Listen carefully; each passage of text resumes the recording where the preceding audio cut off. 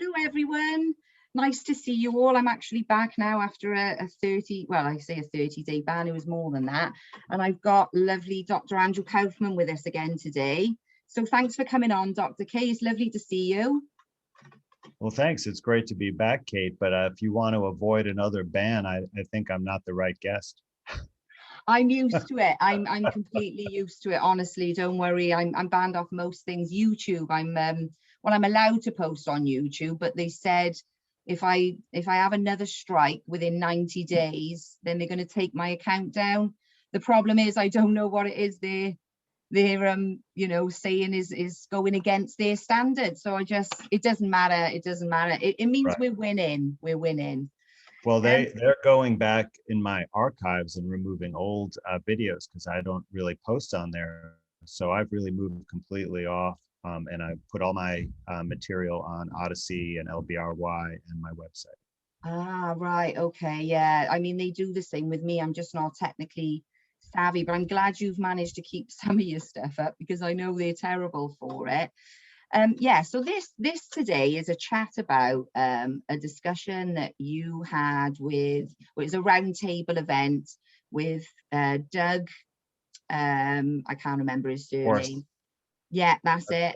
Kellyanne and Chris Sky, and of course Dr. Mikovits. Now, I got sent this because I'm obviously on a ban, so I've been doing my reading. I haven't really been on social media, but a friend of mine sent me this roundtable meeting, and I was quite shocked at, well, just the way it went in the end, because from my point of view and from everyone's point of view, the fact still remains that the proof of isolation doesn't exist.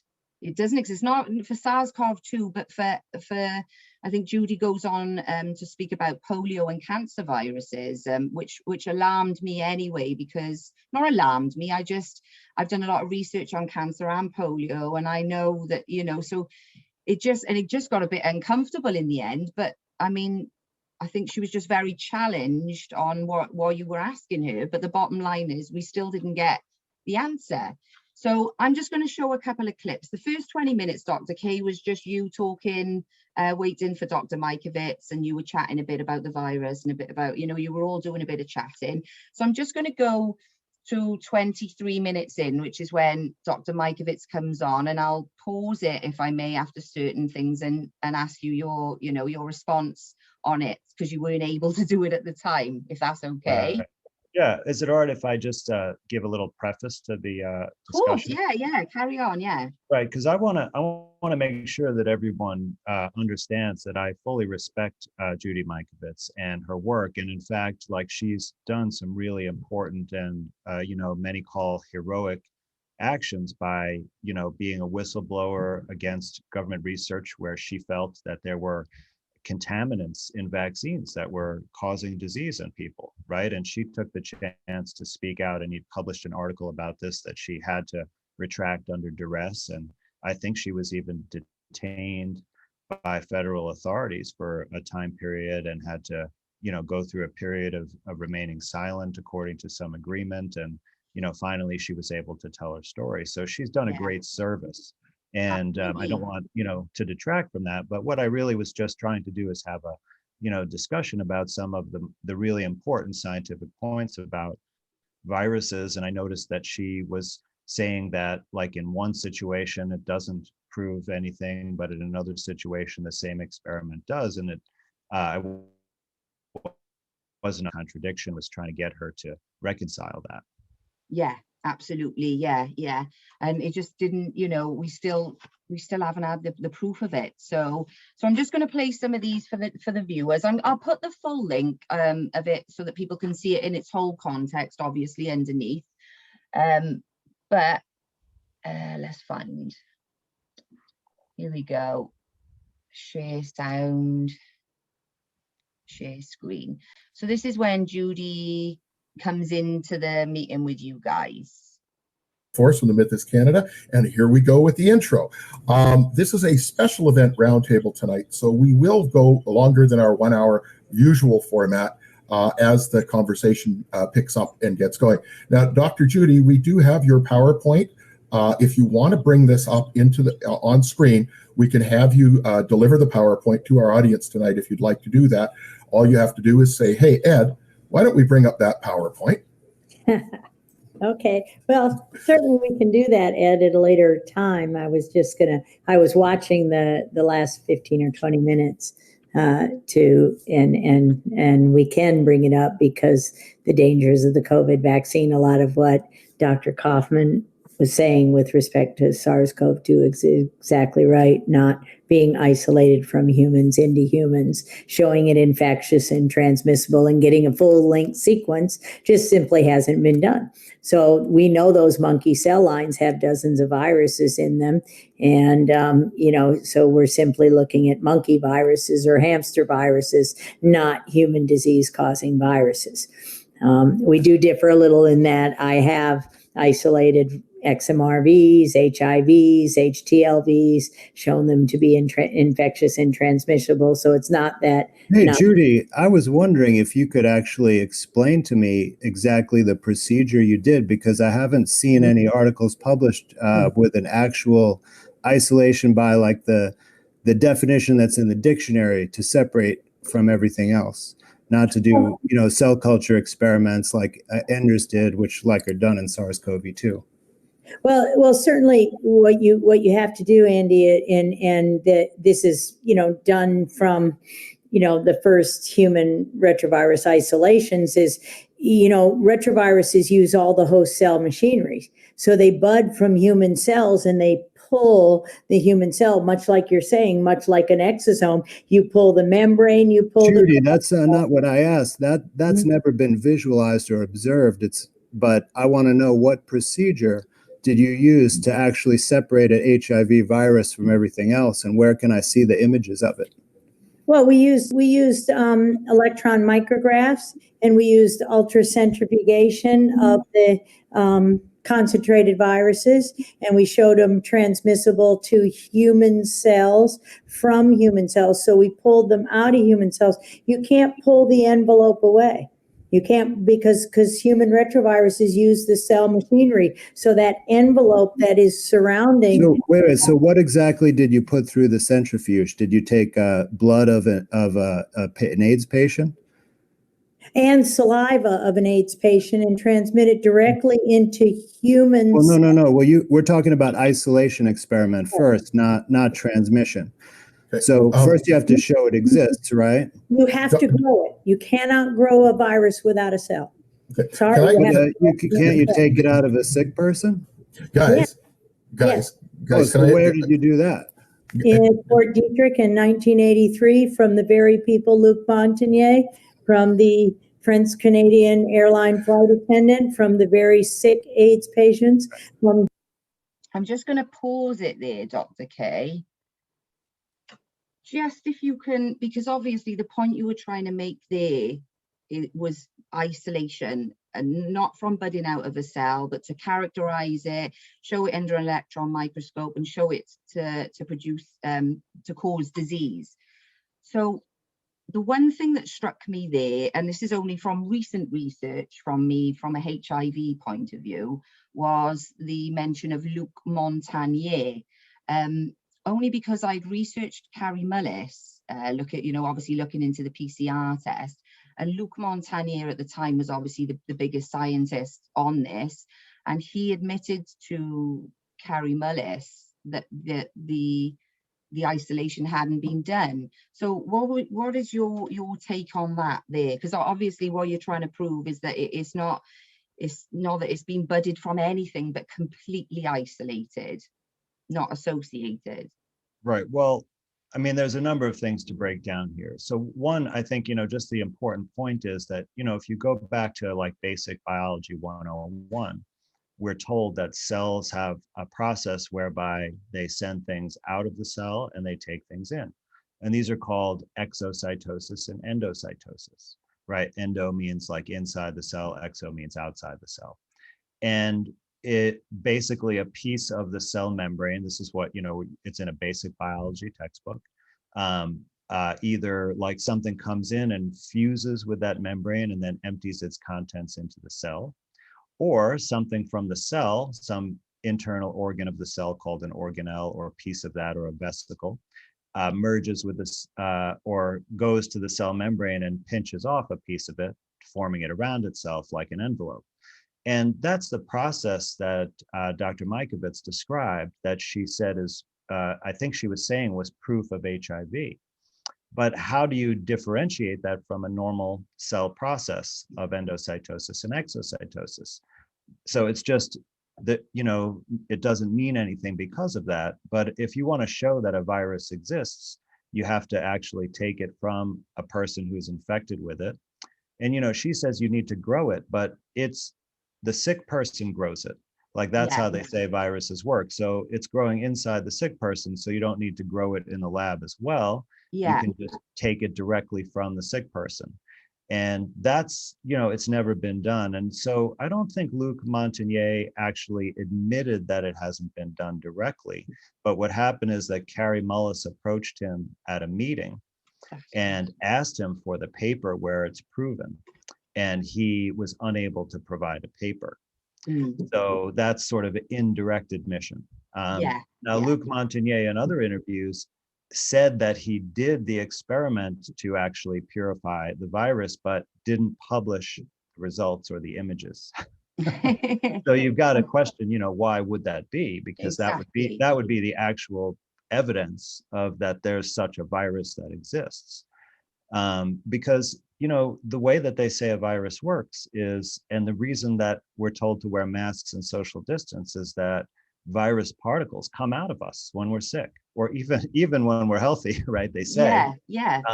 So if they come out of us such that other people are at risk, well, shouldn't we be able to just capture those as they come out of us and then just show them?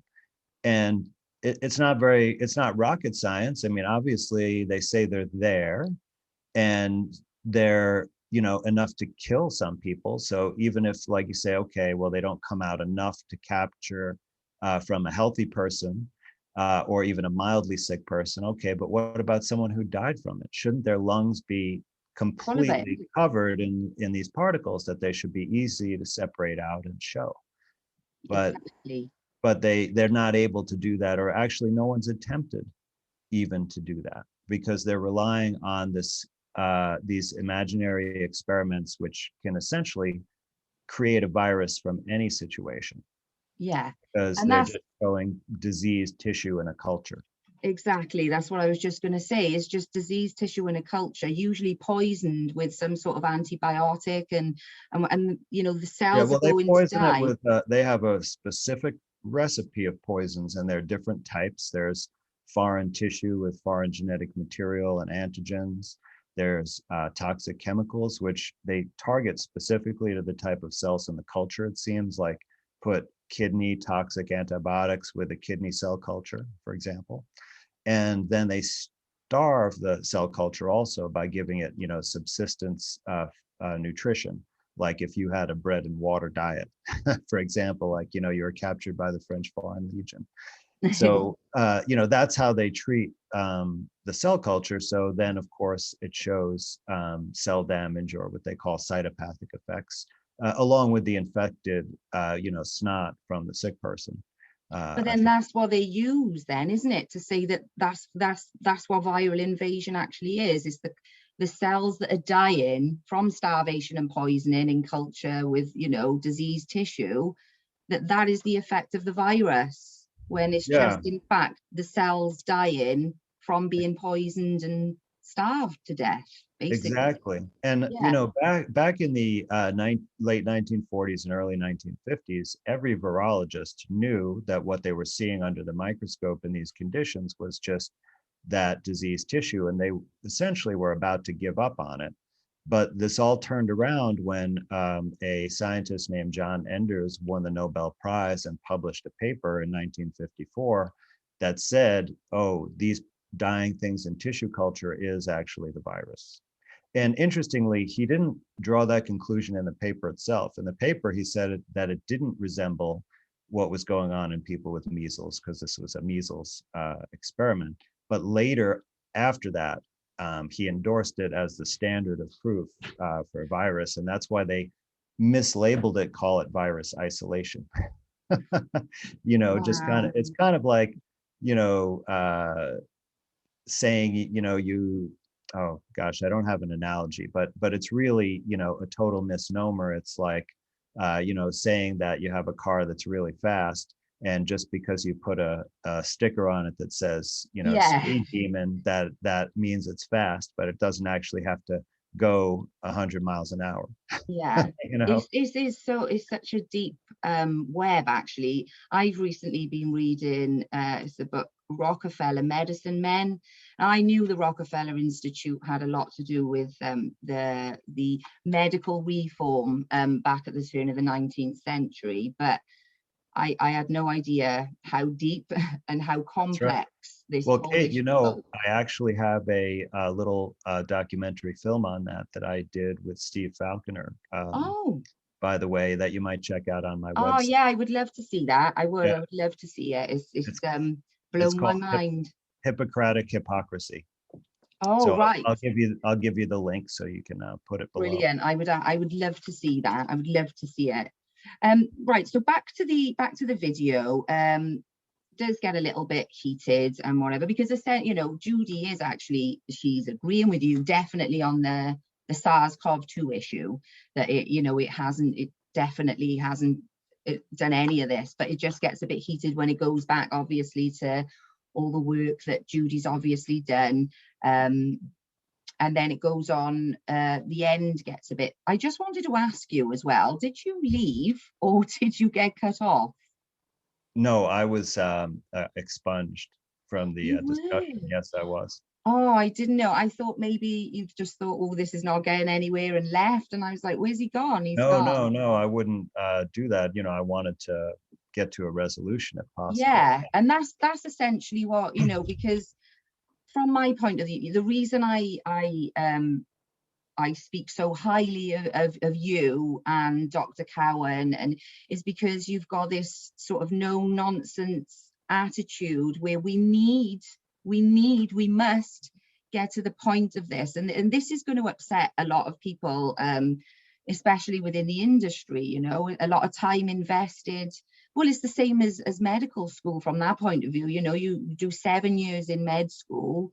That's really difficult to even change your opinion, never mind go this far with it, which No, you're absolutely right. I mean, because if you really look at the truth about medicine and germ theory and viruses, you really can't go on practicing medicine the same way, and that puts you at risk. And that's the exact reason. Anyone who has a business interest in supporting the virus thing, like for example, if you are selling remedies for COVID or things like that, even, right, then if you look at this issue that there is no virus and that viruses don't cause disease, then you have to change your business model and sacrifice, absolutely. take a risk. So it's really, really difficult to overcome. But what I think you'll see is that, because as you well know where you live, we're facing a communist takeover, that our freedoms are not going to be coming back. And the only way to overcome it is to look at the truth of the situation. And otherwise, you'll just be basically run over by the bus. Either you'll be no longer alive, or you'll be in an existence with very little, if any, freedom. Yeah, this is why I agree. This is why I haven't got any time for, I've just got no nonsense attitude myself now. I really see how vital this is, because at the end of the day, having historically researched all of this stuff, all of the epidemics and pandemic scenarios that there's played out over the years has been down to this lie, the germ theory then. And if we don't resolve this now, they'll continue to use it forever and ever. That's It's, right. it's They're worked. already continuing it with the so-called variants, Oh, I right? know. And that will be amplified when it suits their agenda. And of course, it would be easy to invent a new virus. Like, I could follow these same Oh, procedures in a absolutely. laboratory and also create a new imaginary virus, because, and I think actually that it's moving to a new era that they won't even require those fake isolation experiments in the future, that they will just do this genome sequencing Yeah, where they don't have to bother with the cell culture, and because that cell culture was about manufacturing the vaccine. That's why it absolutely. was so convenient, because they took the same toxic cell culture that they said was the proof of a virus, and they simply filtered the liquid off of that, and that is the vaccine. But now they've moved to a new era of genetic vaccines, and I'll put that in air quotes. Yeah, So now all they don't actually need a physical thing. They just need a sequence, which they can generate in a computer. And then from that sequence, they can plug it into their technology platform of mRNA or DNA delivery, right? Because now we have Johnson and Johnson using the DNA yeah, technology, but it's essentially the same, because they just take that code, which is just a string of letters, they put it in the DNA synthesizer or the RNA synthesizer. And DNA is actually easier to work with because it's more stable. Like, the reason they had to refrigerate those vaccines at such low temperatures is because RNA it degrades very quickly. right. And so super freezing it is the only thing that keeps it intact. Right, okay. I didn't know that. I didn't know that was the reason that they did that. So thank you for that. You're welcome. What do you think? I mean, because I struggle with this, and obviously you're a psychiatrist, and I've asked you this last time, but knowing now, when I've delved into I've just finished, or I'm just on the end of reading Pasteur or Béchamp. That's a pretty good one as well. But I've just been reading so much, and I've not really, I realize how big and powerful it is, and how intricate it is, and how do we reverse it? How do we move back from this? I know there's going to, somewhere along the line, there's going to be there has to be a medical reform because it's completely opposite of what it should be. You said last time, when I said without the germ theory, the vaccine industry wouldn't exist, and you said a lot of the industry wouldn't exist, and that is absolutely, it is. Other than surgery, people have accidents and things like that. Other than that, but how do we go from this big super medical complex, it's industrial, massive, back the other way?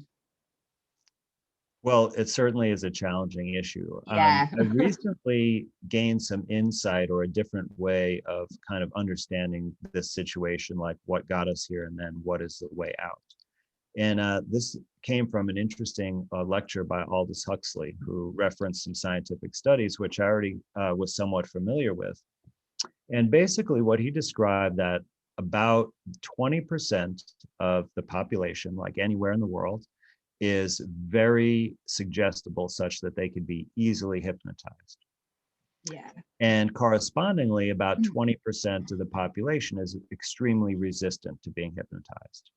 And then the 60% in the middle have varying degrees of being able to be hypnotized, or of suggestibility. And what we've had is, since the onset of the pandemic, and of course pre-existing that, but it's been turned up, tenfold. There's been a serious effort to hypnotize the masses. And primarily this is done through television. And actually, if you ever look back at the original patents on television technology, you'd see that there's a very specific refresh rate. And what that's designed to do is to get our brains to go into what's called an alpha wave brain state, which, is something that you can see on a regular EEG. This is not some kind of, weird thing. This is standard neurology. But when you're in an alpha wave state, you are basically ready for learning, and you're suggestible to whatever you're being told. So this is useful, obviously, when you're doing learning activities, when you're learning something good. But this puts you in an ability to be programmed. Like, that's why they call television programming what they call it. And so you see that every media outlet and all of the entertainment is all geared towards having us accept this new reality and to be afraid of viruses and imaginary, bugs and things like that. So we've got into this state where, that 20% is super hypnotized into believing this, and they're the ones who were putting on 3 masks and a face shield, and who would have paid money to get a quicker spot in line to get a jab, right? Those are those people. And then you have all the people in the middle, and some of them are just going through the motions, and they realize that it's that it's fraudulent what's going on. It's not really what's happening, but they're not going to take any chances themselves.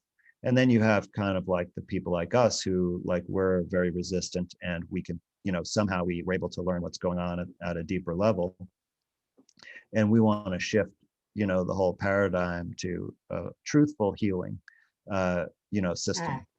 Right.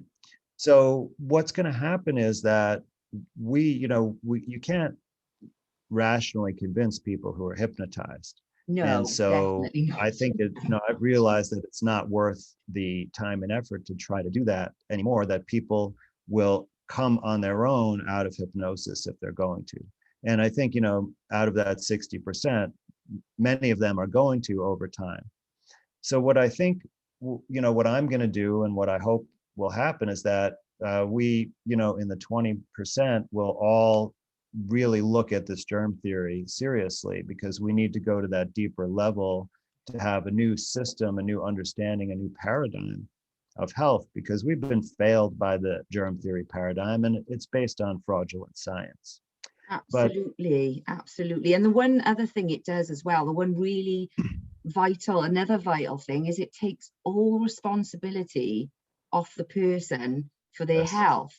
If they think that there's a bug out there that's going to attack them at any moment, and it's just unlucky, then they're never going to change any toxic habits. And had they known about it, they might. Some people don't. Some people will know it and they just don't want to change.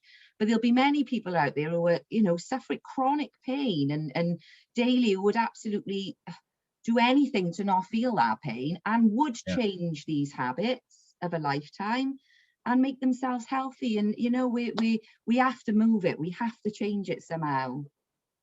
No, you're right. I mean, because when people realize that they can actually, through their own effort, reverse these health situations and take charge just with having a little bit of knowledge about how the body works, then people do get very inspired.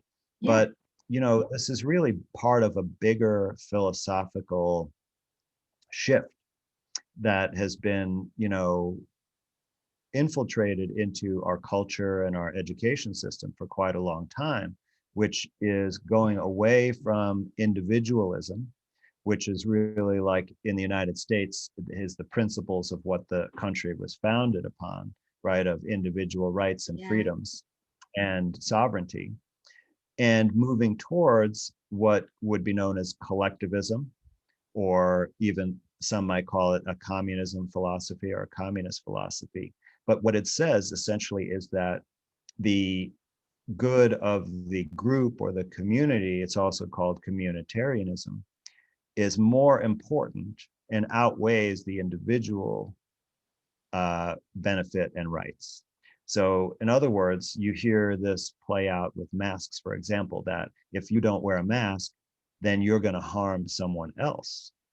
And you hear this with vaccines, right? If you don't vaccinate your children, they're going to get my children sick. Now, of course, scientifically, this doesn't make sense. But also, this is a major shift in philosophy, where it says that you're responsible for all the members of the community and not just yourself and your family. And the consequences of this, of course, are that also other people are responsible for your health and the health of the community.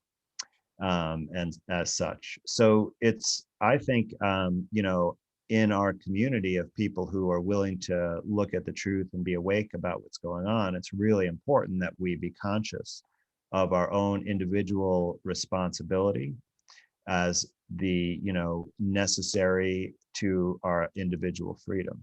And that includes responsibility for our health, especially at this time, since health is at the forefront of this sort of communist takeover. Yeah, they're using it. They're using this to bring it in. And it's some days it seems to be, and then other days I think, oh, it's just a shame, when you've got I wish everybody knew, and I know that's an issue I have. I can't change everybody's mind, and I just want everybody to be healthy and happy and free. That's all I want, you know. And I Same know here. health is a big part of it, you know, a huge part of it. And yeah, I just wanted to ask you as well, Dr. K, if you wouldn't mind, just moving on from that now. I don't know if you saw it. I personally didn't watch it because I cannot stand the BBC anyway. I don't pay a TV license. I can't bear to listen to them. I They know just where you're going. propagandist. But they did I read the article. And that was enough to wind me up and make me and trigger me. But yeah, the panorama was that they showed the Ask the Experts video to a panel of you know, panel of people, and then got their responses from it. And it was your usual propaganda nonsense. They didn't actually show, you know, they just show little bits and pieces and they sort of hatch it. But what got me was a gentleman, I can't remember his name, he's some sort of doctor, Dr. Smeeth, I think his name was. In the article it said Dr. Smeeth. And he was actually calling for all doctors and medical professionals that were spreading this dangerous misinformation to be criminalized in some way. I just wanted your response on it. I mean, obviously, you know the BBC are just pure propagandists, but I just wanted your response on that. Well, you know, first of all, that they just had one doctor in there countering, you know, dozens of doctors He was who probably made paid. the experts video. And well, not just paid, but they actually, someone did some background and found ties between him and either, you know, like one of the Gates organizations or Wow. Well, I didn't know that. So, you know, it could be like the World Health Organization or something different, but, you know, definitely look into that. It's been put out there. Oh, have a look. You know, but really, so you can't really, you know, you have to take that with a grain of salt because of where it's coming from. And, you know, this is, of course, propaganda, but actually, I think overall the piece was kind of complimentary because you know, it talked about all our credentials, and then it showed that experimental group that they showed our video. They said that half of them decided to question further and not get the vaccine. So I thought that's extremely successful. If half the audience was convinced to look at it more seriously, and they tried to cover that up by having their, you know, propaganda doctor individually talk to each one of them. But they didn't give me a chance to individually talk to each one of them, because I guarantee if I had that chance, they would have ran away from the vaccine. They wouldn't have allowed that chance. You know, no, of course not. But they also they presented something else very interesting on the show, where they had a story of a woman who, I think it was her father, maybe, or there were two sisters, and one sister didn't want the father to get the vaccine, or maybe it was just the daughter. And but the father like got sick and was in the hospital. Of course, they said was diagnosed with COVID, but then got the vaccine finally, and then died 2 days later. And they, of course, didn't say on the show that the vaccine killed him, but it was obvious. Well, because the vaccine was the thing that happened right before his death. And like, if someone is already old and dying, like, why would you give them a vaccine anyway? This is exactly you know, my point. So I thought they gave the evidence right there on their show, like their disclosure that actually the vaccines do result in death and injury. And then they did, you know, present us as being legitimate. I think that a number of the participants expressed concerns because they gave us an opportunity to comment, but they didn't give any of our comments. But No. you know, we gave the message that if they slandered us, that we would take action. And so I think they were very cautious, and it was good. Yeah, there was something about, and I'm not sure, because Dolores Cahill was supposed to have, Professor Dolores Cahill was supposed to have appeared on the Panorama show. So I heard just before, and I think she was putting some information out on the same day for everybody to get online, but they didn't show her at all. And I'm wondering if, I don't know if it's, I didn't follow it up, but I did see that she had put a notice in to say that if they misrepresented her in any way, then she would be suing, which is why they probably didn't show her at all, because they fully intended to misrepresent her. So, like I say, I didn't watch it. I didn't watch it because I don't watch TV anyway, and the BBC, I just can't. But I read the article and I thought, but as you've just said, you know, on the other hand, I tend to get a bit triggered by it, and I shouldn't, because I should know better. I should know. You know, normally I'm like you. I never watch any mainstream media coverage of any kind. You know, like I hear about what's being reported there, but I can't stomach watching shows like that either. You know, there used to be some legitimate investigative reporting even on television. You know, it wasn't maybe the majority, but you know, look back at the 60 Minutes episode, for example, where they talked about the swine flu vaccine. You know, they really did honest reporting there, and of course, you know, they could have drilled harder, but still they exposed the truth. And you know, even if it's just a little bit of publicity, if it's going into the curious mind, then people are going to go away and you know, they will have a look. So from that point of view, but the last few years, especially the last 12 months, I've never seen anything like it in the media. And the censorship is, you know, just it's unprecedented. You know, the things that are taken down, like I had scientific slideshows taken down where I'm just going through peer-reviewed articles and, you know, pointing out their weak strengths and weaknesses, mostly weaknesses because they're virology articles. But, you know, it's the same exact kind of presentation that I've done at medical conferences. And, you know, how could you censor something like that? It's, you know, it's not hate speech. It's not, all right. It's based on solid reasoning. Like, I'd be happy to have a criticism of it, you know? In fact, I invite that. If it's ripping the man's tongue out. It's just you're scared of what he's going to say, obviously, because there would be no need. And it was funny because fact checkers really only, you know, I've been doing this and being a big, this is why I'm flagged on social media, because I've been doing it a long time. But for the first seven years, I could say anything I wanted to, because I was really the minority and people just thought I was crazy.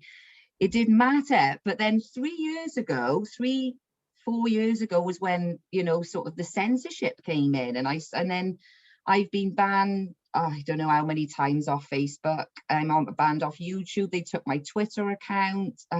They've taken everything from me. So and that's just me. But you know, they could consider me as a conspiracy theorist, whatever. But when they're censoring medical doctors and things, you know, thousands of people that have you know, had the same treatment. That's why it's really important to just get off those platforms, because, you know, even staying there, you're making money for them. True. So, and plus you have to deal with all of this, and you know, we need to have you know, different platforms that are censorship proof. You know, the reason I chose LBRY and Odyssey is because they're distributed networks on the blockchain. They're not, you know, it's not a central clearinghouse that has to approve everything. There's no approval. You upload a video and then it's there.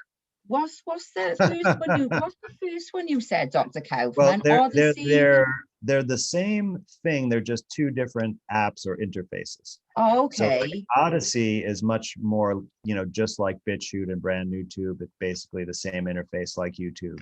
Right. And LBRY is just a little bit different, but you upload, and you can upload on either, and your channel's the same on both. So it's lbry.tv or Odyssey, ODYSEE.com. SEE. I'll look at those, because I can't seem to last very long on YouTube. I know they're going to take my account. They had me. I'd gone into VAERS database, and I was having a look at all the symptoms of all the, well, I was having a look I looked for the whole year, actually, from the beginning of January 2020 to the 31st of December, just noticing the COVID well, I went through and looked at them all, but at the very last 2 weeks, which was when the COVID vaccine started to go, it was just, so in the year there were things like flu, DTaP, rotavirus, all obviously different reported symptoms at VAERS. mixed in, mainly flu. Flu was probably the top one, few DTaP, but all mixed in. But when you get to Now, don't forget December, that this is a voluntary reporting it system, is a right? And voluntary, it yeah. represents less than 1% of the I overall. know. So know. I think the reason why you have more reports with flu vaccine is, one, because it causes more adverse events, but also it's the only one given to adults, really. Almost all of the other ones are for children. Yeah. And I think they are just less likely to be reported. To report them, yeah, because obviously it's been vaccine reactions and side effects have been normalized to the point where if you go back to the doctor will just tell you to give them Calpol, which is Right. one of the worst things you can do, and send them home, because Right. now the coughing and the screaming is become normal. It's not normal, but it's become as a normal, it's horrible. They seem to not acknowledge the relationship between, like, they don't believe that vaccines can cause any health problems that are serious.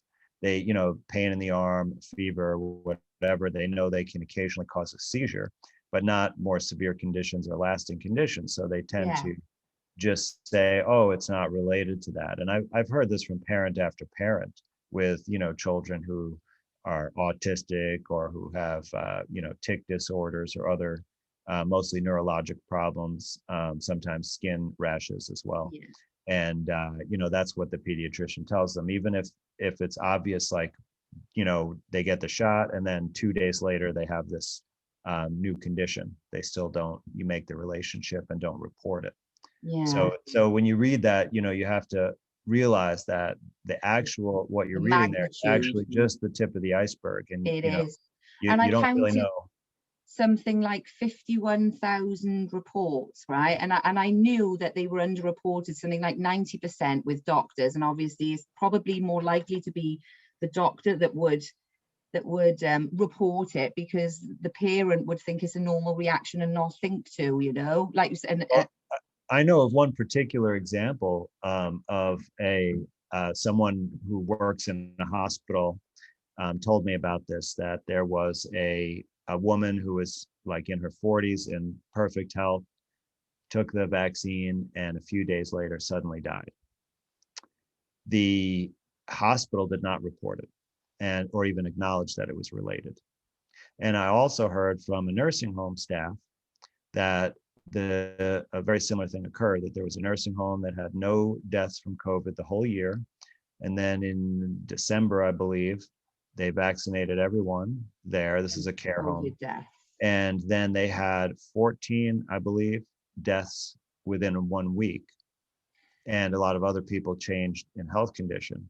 And what they said, the director said, was that they had a super spreader and everyone got COVID. Wow. So none of this was reported or considered to be vaccine related. And there was even newspaper articles about it that didn't, they gave the facts, but they didn't blame the vaccine. When I've seen a few of them, and there was 53 in Gibraltar. I think there's only 5,900 inhabitants on the island of Gibraltar, and they had 53 all in one go.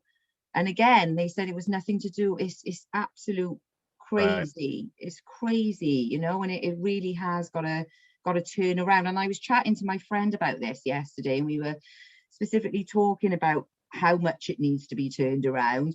And we were talking about how, all disease is basically created within the disease, dis-ease, the body's out of ease, it's in the words, created from I forgot what I was going to say. Sorry. Yeah. So when, say inflammation happens, some form of inflammation or irritation, and you go to the doctor and they get diagnosed with, I don't know, rheumatoid arthritis or something. So they take a pill for the rheumatoid arthritis, but obviously they've suppressed the symptom. The symptom has to come out somewhere else. So in reality, they think they've got all these different diseases that have been named as different diseases, but in reality there was only one cause, but the root cause has not been resolved. So basically you're just covering up the symptoms with more synthetic poison and producing more disease, but then being labeled as different things so they can have a different cure for each labeled disease. Does that make sense? Well, there's so much obfuscation in this, and you make a lot of valid points about how this comes out. And so one is, yes, the overall philosophy is that of the allopathic health system is not that we can cure any disease. In fact, you almost never hear the word cure, right? So what they do is they manage symptoms indefinitely, and that keeps you dependent on them for the rest of your life. And of course, it never reverses the underlying disease, because they don't really understand what is the root cause of it, or they don't look for it. They're not willing to look at all of the possibilities, because everything's focused on germ theory, and they say that those diseases are autoimmune, right? That your body attacks itself.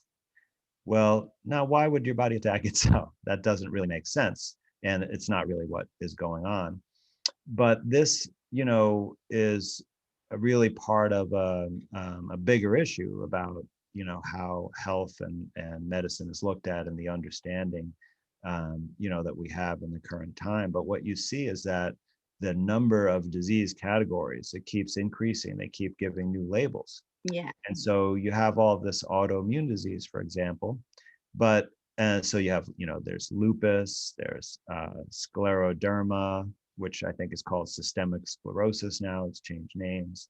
There's rheumatoid arthritis, right? And there's all these other ones: Sjogren's disease, ulcerative colitis, Crohn's disease, that supposedly affect all different parts of your body, right? But these are all now, and these all have just been added in the last 50 years, most of them. Like there was before something called rheumatism, which really was arthritis.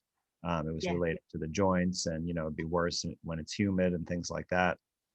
But not all of these autoimmune diseases. And so they make up all these categories and pretend like they can actually differentiate them. But in reality, what you see is they say, oh yeah, you have, one doctor says you have rheumatoid arthritis, you go to another one, they say you have lupus, and it goes on like that. It's the same collection of symptoms, isn't it? The same sort of collection of symptoms. Essentially, it might affect slightly different areas, but it moves around over time, it changes.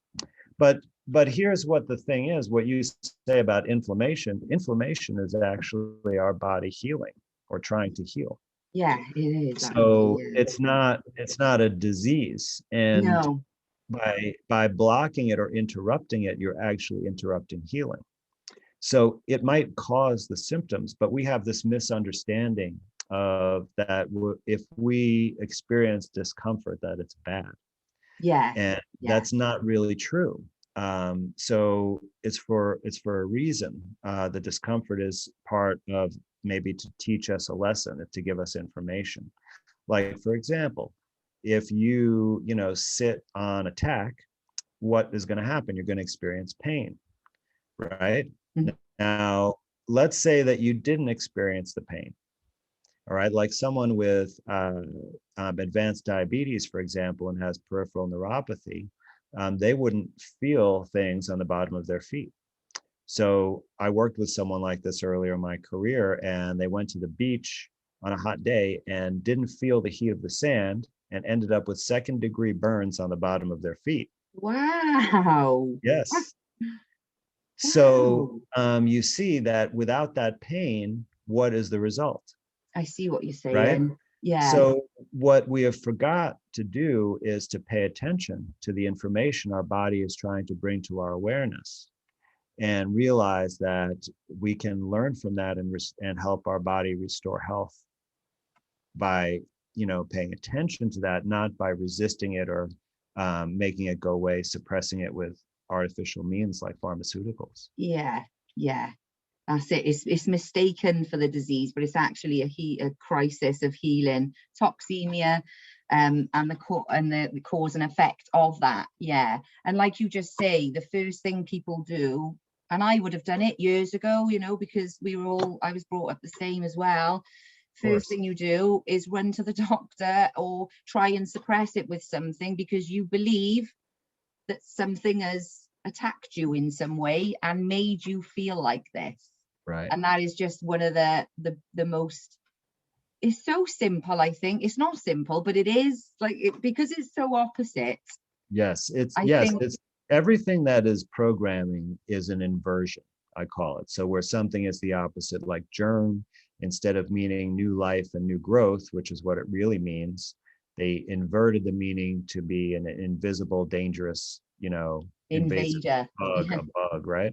Yeah. And so that's a big clue always to, that's something that is programming, or, that the real truth is probably, the opposite of that. But taking it, a simple example that we've all experienced, like diarrhea. Now, that's something, it's not pleasant, right? Especially if you have to suddenly run to the bathroom, right? It's hard to get things done. Yeah. However, think about what it is that your body's doing. It is flushing something out, right? Like, what do you do when your car gets dirty, right? You take the hose and you flush it, right? And your Absolutely. body's doing that to its insides. And you don't want to interrupt that process. What you want to do is say, hey, why does my body have to flush something out so vigorously? What did I do? Did I eat something wrong? Yeah. Did I, was I not careful about something? What's going on? Yeah. And then you figure that out and you learn, okay, I shouldn't do that to my body in the future. And the diarrhea, when you let it play out, then it flushes out whatever is causing the problem, and then you're restored to health. Yeah. It's So actually that's what incredible. symptoms are. Yeah. That's how incredible our bodies actually are. And I think we've been taught that they're not, again, like you say, inversion, completely the opposite. We have no control over it whatsoever. So just carry on doing whatever, and, we'll come to the rescue type of thing. Just before I do shoot off, Dr. K, is there any advice you can give to people in your field of work who perhaps, do know about the situation, but are a bit shy and, and a bit thingy and coming forward? Because I think now we don't have any time really to mess about on, it's got to be now. We need to do it now. So is there any advice or anything you could give them if they, Yeah, well, I think I've really been saying this for quite a long time. And of course, as time marches on, it becomes more and more important. And if we fail to act, then, for some of us, it may get to a point that it's too late. Like, for example, I think that if you accept this jab, that it's going to alter your body, and that may not be reversible. So I think it's really, the key thing is right now to just make a decision that you're no longer going to comply with any of these restrictions, that you're going to figure out a way to make it possible for you to conduct your life in a free manner as you can, and realize that whatever risk you're taking is worth it, because there's going to be no opportunity for freedom if you don't stand up now. Exactly. And I thank you so much for coming to speak to me again, Dr. K. I really wanted to speak to you. Now I've done even more, and I'll probably be banned off Facebook for another month anyway, which is fine because it actually does me a favor. I'm much more productive, so it's no big deal to me. I'd love to have you back again in a couple of months, see the situation. Hopefully, I don't know, we'll see where we are, and maybe we'll be a bit further. Maybe I can be on a beach being free. Yeah, and, hopefully. do the interview from there. Thank you ever so much, Dr. K. It's lovely speaking to you, and enjoy your. Where can people find you before we go? Now, yeah, well, please definitely, go to my website and sign up for my newsletter. It's andrewkaufmanmd.com. I also sell an excellent trace mineral supplement there called Shilajit. And now I really am putting out my material on the Odyssey and LBRY channel, which is at Dr. Andrew Kaufman. So please do find me there, and hopefully we'll put up the links for all those things. Brilliant. And I'll put the link of the roundtable so people can just have a little look at that themselves underneath. And I'll get this on some platform. I don't know yet. And Rumble seems to be okay. Rumble is the only thing I can kind of get my head around to use. I'm not very technically, you know, Well, not very good with computers. right. The sites that I mentioned, they're no more difficult than YouTube. I'm going to give those a shot as well. I just didn't even. No, Rumble is good. I just don't kind of like the name because it sounds like we're going to be fighting. Oh yeah. Yeah, I'm about ready for one of those. I'm only joking. It was the only one I could use. I tried BitChute, but what I found, although the process was really straightforward, it was taking ages, and then nothing would happen. Yes, I had the same experience, so I have no yeah. problem with that platform, but you won't experience that on the others. Oh, brilliant. I'm definitely going to try Very those. easy, But once very I've done easy. them, I'll send it over to you.